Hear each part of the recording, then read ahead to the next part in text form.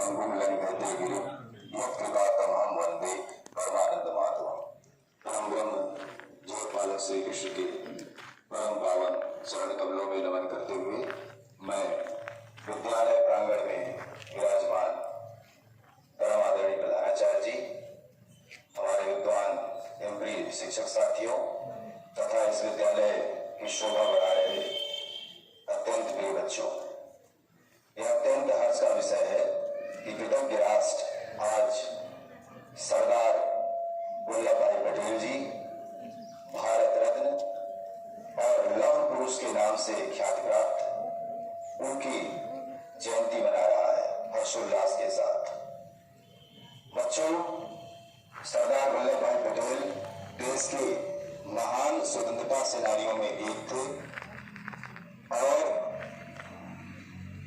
देश की स्वाधीनता के पश्चात वह स्वाधीन भारत के पहले उप प्रधानमंत्री तथा प्रथम गृह मंत्री भी बने।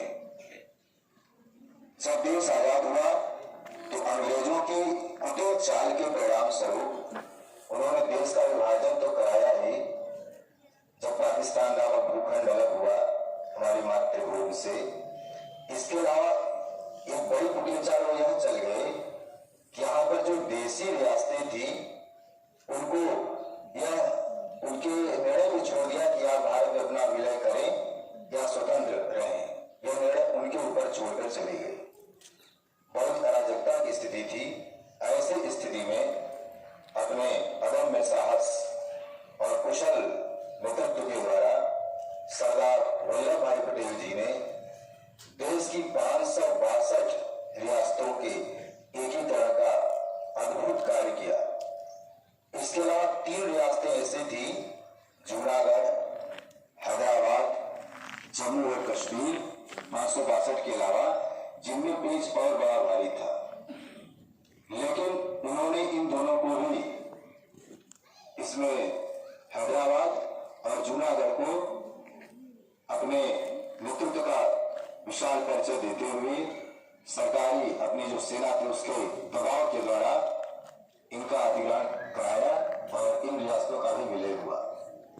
विलय तो जम्मू कश्मीर का भी हुआ, किंतु तत्कालीन प्रधानमंत्री पंडित जवाहरलाल नेहरू जी के हस्तक्षेप के कारण उसमें एक धारा 370 जोड़ दी गई जो लगभग 70 वर्षों तक इस देश के लिए नासूर बना रहा। हालांकि यह अब हर्ष का विषय है कि वह नासूर वर्तमान प्रधानमंत्री माननीय मोदी जी के नेतृत्व में समाप्त हो चुका है और अब पूरे देश में अपना संविधान लागू है। नहीं, जब धारा 370 लागू थी तो जम्मू कश्मीर में तिरंगे के साथ साथ कश्मीर का एक अलग ध्वज लगाया जाता था और कई ऐसे अधिकार थे जो सामान्य नागरिकों को पूरे देश में मिलते हैं परंतु वहां दिए नहीं थे।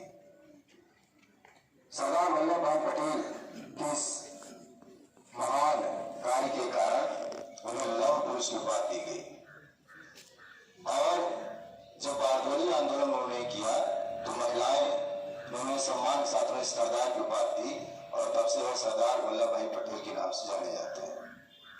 जब तक भारत का इतिहास रहेगा बच्चों, तब तक लौह पुरुष के रूप में ख्याति प्राप्त सरदार वल्लभ भाई पटेल को हम लोग और हमारी आने वाली कोटि कोटि पीढ़ियां ऐसे ही नमन करती रहेंगी, वंदन करती रहेंगी। सन 2013 में जब वर्तमान प्रधानमंत्री जी गुजरात के मुख्यमंत्री थे तब उन्होंने 31 अक्टूबर को यह घोषणा की कि सरदार वल्लभ भाई पटेल जी की एक मूर्ति बनाई जाएगी जो विश्व की सबसे बड़ी मूर्ति होगी। और सन 2014 में जब वह प्रधानमंत्री बने तो उन्होंने इस कार्य का शिलान्यास किया और 31 अक्टूबर को राष्ट्रीय एकता दिवस के रूप में मनाए जाने की घोषणा की गई। तब से हम लोग इस दिवस को, जो पटेल जी का जन्म दिवस है, राष्ट्रीय एकता दिवस या राष्ट्रीय अखंडता दिवस के रूप में निरंतर मनाते आ रहे हैं।